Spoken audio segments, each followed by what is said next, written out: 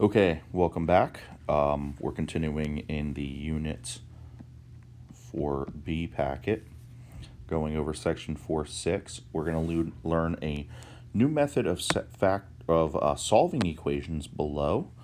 But before we do that, we are going to do the warm-up because today has to do with square roots. And so here's a refresher of something that you learned in Algebra 1.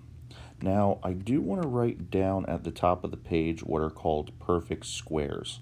Those are numbers that when you get the square root of them, you get a nice whole number. So the list of perfect squares is 1, 4, 9, and so on. You guys need to remember these. Memorize them. If you do not memorize them, this section and other sections are going to be quite a challenge.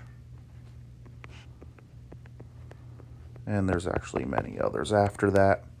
So, again, if you notice, if you take the square root of these numbers that I just wrote down in red, it actually gets 1, 2, 3, 4, 5, 6, 7, 8, 9, 10. So the square root of 64 is actually a perfect square. It is 8. Now the square root of 90 is not a perfect square. So in order to simplify this, and I will let you know, we are not doing decimals here. We need to reduce it in simplest radical form. So in order to do that, we need to think, or actually you can use your calculator if you want to, think of one of these perfect squares, or the biggest of the perfect squares that goes into 90. So what you want to do is you can use a calculator, like I said, and start testing it out to see 90 divided by each of the numbers. And so what you would do is go through and just divide. So 90 divided by, I know 90 can't divide by 49. Can it divide by 36? No, you get a decimal.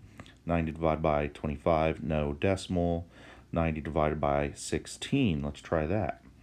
90 divided by 16, also a decimal. 90 divided by 9, well, I know that's 10.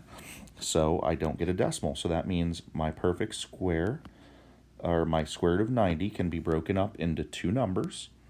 Your first one is a perfect square, the square root of 9. And then what it divided to get left over was a 10. Again, notice 9 times 10 is 90. And then you simply do this. The square root of 9 is 3, and carry down your square root of 10.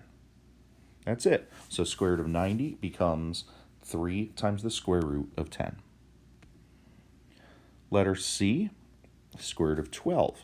Can you think of a perfect square that multiplies in to get 12? That's easy, 4, such as 4 times 3. So we write square root of 4 times the square root of 3. The square root of 4 is 2, and we carry down the square root of 3. So the square root of 12 simplifies to 2 root 3. And 125. So if you want to pause this and start testing out which of these perfect squares goes into 125. So it's actually 25. 125 divided by 125 divided by 25 is 5. So then the square root of 25 is 5. Bring down your square root of 5. So your answer is 5 root 5. Next, A. Can you notice a perfect square that multiplies into 8 and gets a whole number? Easy again here. It's 4. So such as 8 divided by 4 gives you 2. And then the square root of 4 is 2. Bring down your square root of 2. So 2 root 2. Letter B, a little more challenging. Can you think of a perfect square that multiplies in or divides with 80? So 80, so I start with my list. I actually go down. 80 divided by 30, actually 80 divided by 64 would get a decimal. 80 divided by 49 would get a decimal.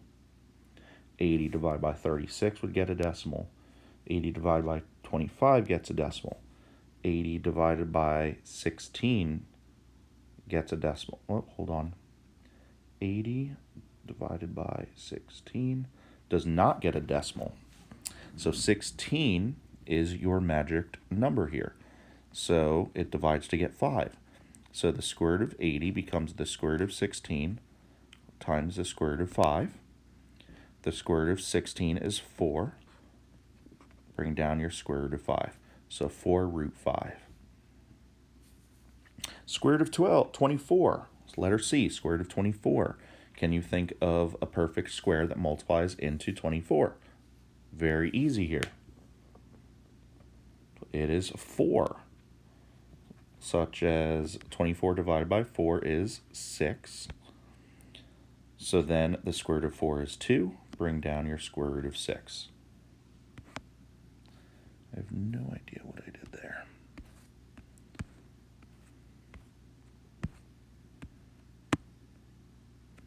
Okay, letter D.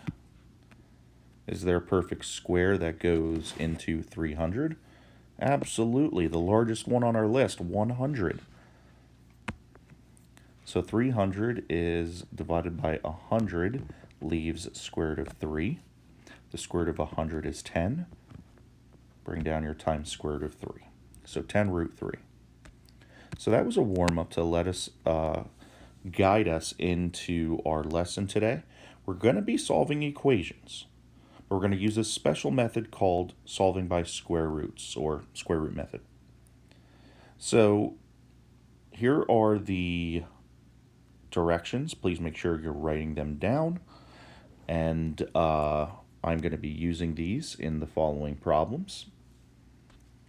So here's one special feature about solving by square roots. It cannot be done every time. Unfortunately, it can only be done when you're missing a bx term, okay? Only when we're missing the bx term. So if you look at these problems, examples 2 and 3, they do not have an x term. They have x squared, they have constants, but they don't have the bx term, so we can use this special method. So the first step is solving by square roots is we do not want it set equal to 0. We actually want to get x squared by itself. So we need to add 16 to both sides.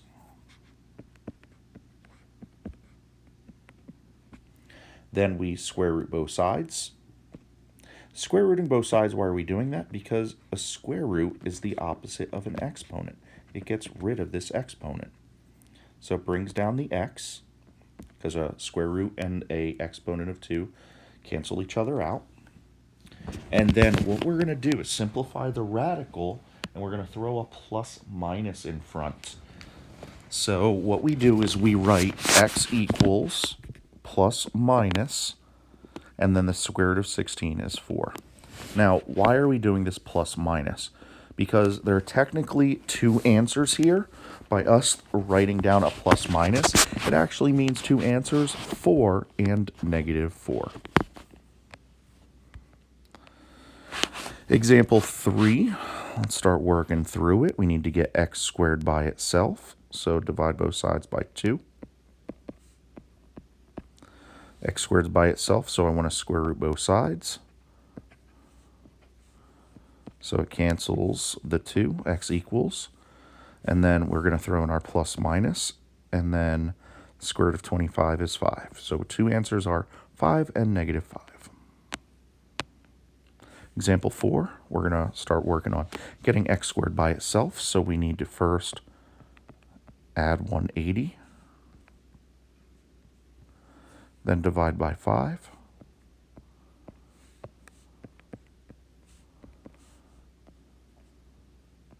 to get 36. Now the x squared's by itself. We're going to take the square root of both sides. It'll cancel the exponent. We got x equals. We need a plus minus. And square root of 36 is 6. So two answers here, 6 and negative 6. Example 5. We need to get x squared by itself. So we need to first divide by 4 to get x squared equals 8.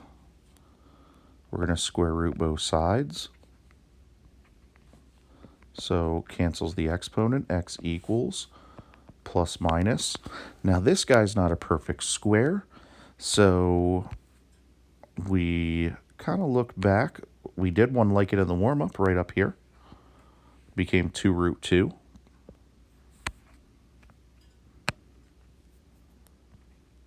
And there are your two answers, 2 root 2 and negative 2 root 2. Example 6, let's get x squared by itself. First, we're going to add 27. Then we're going to divide by 9.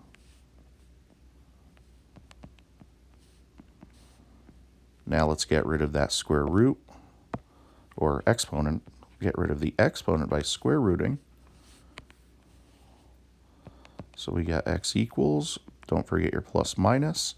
The square root of 3 cannot be simplified. So our answers are square root of 3 and negative square root of 3.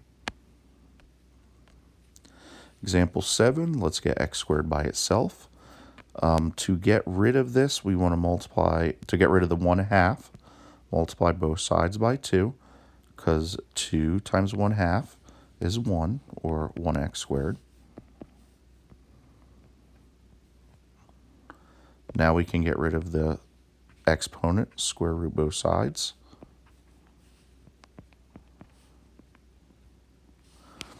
And we want to think of what's the largest perfect square that goes into 320.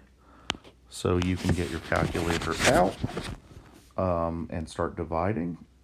Dividing by 100 gets a decimal. Dividing by 81 gets a decimal. Dividing by 64 gets 5. So 64 is our magic number. So 6 square root of 64 times the square root of 5. So the square root of 64 is 8. And then it becomes square root plus minus 8 times the square root of 5.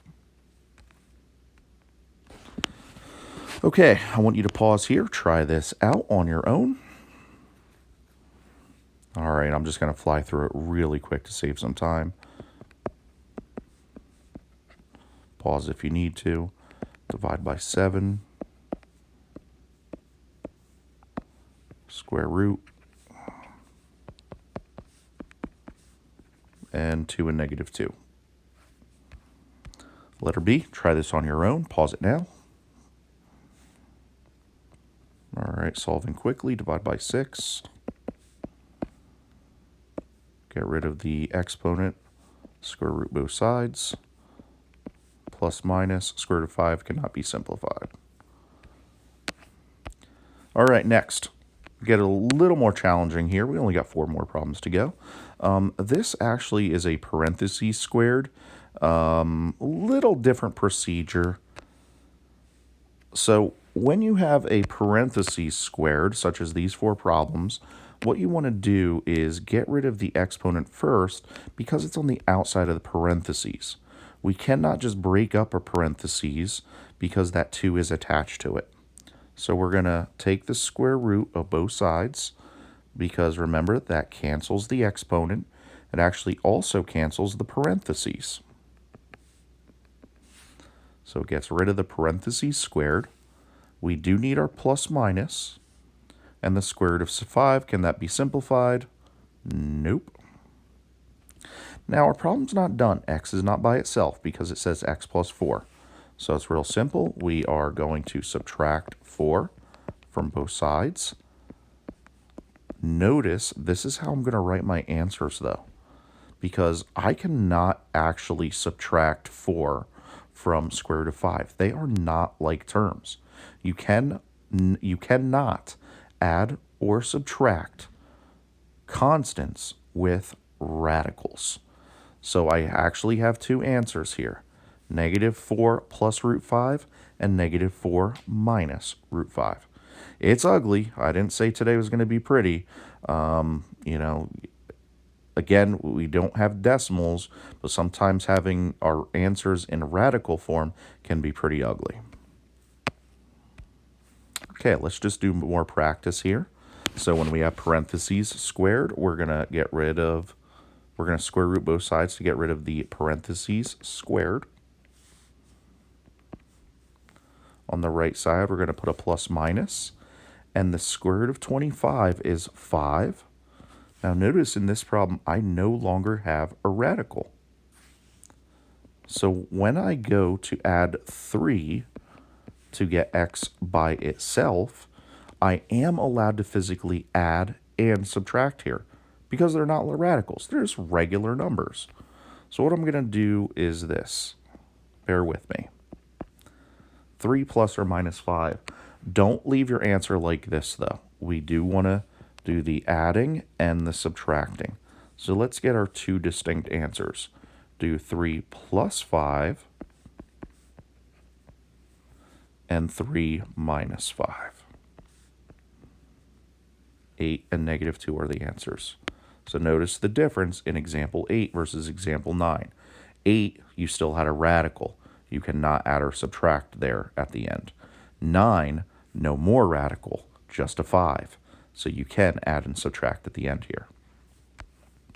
Example 10, first step, when we have parentheses squared, get rid of the parentheses squared by square rooting both sides. X plus 7 equals, we need a plus minus. Now we need to think of breaking down the square root of 12. What is a perfect square that multiplies into 12 without getting a decimal? That would be 4. So 12 can be split up as the square root of 4 times the square root of 3, just like back in the warm-up. Then the square root of 4 is 2. Carry down the leftover square root of 3. Then our last step, subtract 7. Are you going to physically subtract 7, though? No, we're not. That 2 is attached to the 3.